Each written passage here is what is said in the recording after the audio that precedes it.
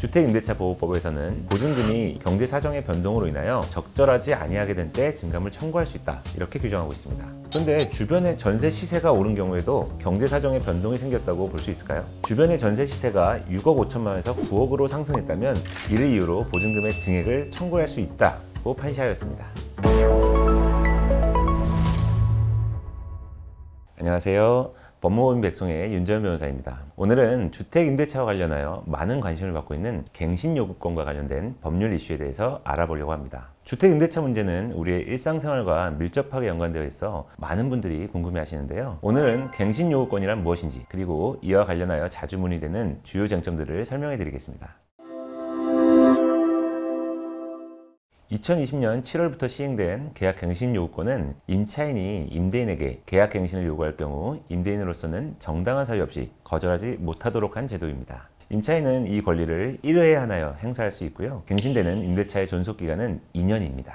임차인은 계약이 종료되기 전 6개월부터 2개월 사이에 이 권리를 행사해야 하고요. 임대인 역시 정당한 사유가 있다면 이 기간 안에 갱신을 거절해야 합니다. 이 계약갱신권의 입법 당시 이미 과거에 체결되어서 현재 존속 중인 임대차 계약에도 적용할 것인지에 대해서 많은 논쟁이 있었습니다. 계약 체결 당시에는 법률의 개정을 예상하지 못한 임대인들에게 소급해서 적용되는 것과 마찬가지였기 때문입니다.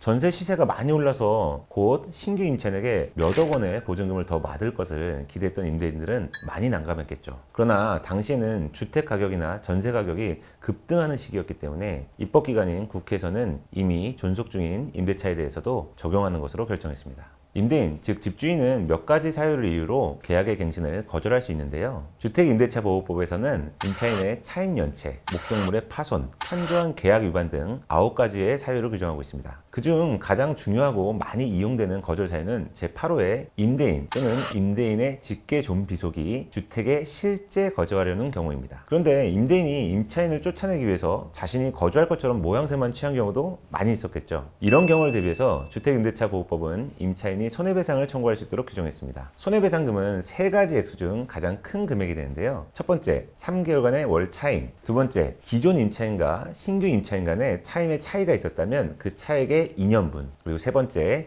임차인이 실제 입은 손해액입니다. 이 중 가장 큰 손해액을 배상해 주어야 합니다. 임차인이 계약 갱신을 요구하는 경우 임대인은 보증금이나 차임의 증액을 요구할 수 있습니다. 그러나 언제든지 요구를 할 수 있는 것은 아닙니다. 주택임대차보호법에서는 보증금이 임차주택에 관한 조세, 공과금, 그 밖에 부담의 증감이나 경제 사정의 변동으로 인하여 적절하지 아니하게 된 때 증감을 청구할 수 있다, 이렇게 규정하고 있습니다. 그런데 주변의 전세 시세가 오른 경우에도 경제 사정의 변동이 생겼다고 볼 수 있을까요? 하급심이기는 하지만 서울중앙지방법원에서는 2022년 1월에 선고를 했는데요. 주변의 전세 시세가 6억 5천만 원에서 9억으로 상승했다면 이를 이유로 보증금의 증액을 청구할 수 있다고 판시하였습니다. 일반적으로 전세 시세는 주택 공시가격과 함께 올랐을 것이고 임대인은 주택 가격 상승에 따라 조세 부담도 많아졌을 것이라고 추정이 가능하지 않을까요? 저는 말씀드린 하급심 판결이 적정하다고 생각이 드네요. 그렇다면 주택의 소유권자가 변동되는 경우에는 어떨까요? 이는 두 가지로 나누어서 생각해 볼 수 있을 텐데요. 먼저 임차인이 계약갱신 요구권을 행사하기 전에 주택 소유권이 변경되어서 소유권 이전 등기까지 된 경우입니다. 예를 들어서 계약 종료 5개월 전에 소유권자가 변경되었고 임차인은 종료 4개월 전에 갱신 요구권을 행사한 경우입니다. 임대인인 신소유자는 자신이 실제 거주한다는 이유로 갱신을 거절할 수 있다고 보아야 하고 이 점에 대해서는 이견이 없는 것 같습니다.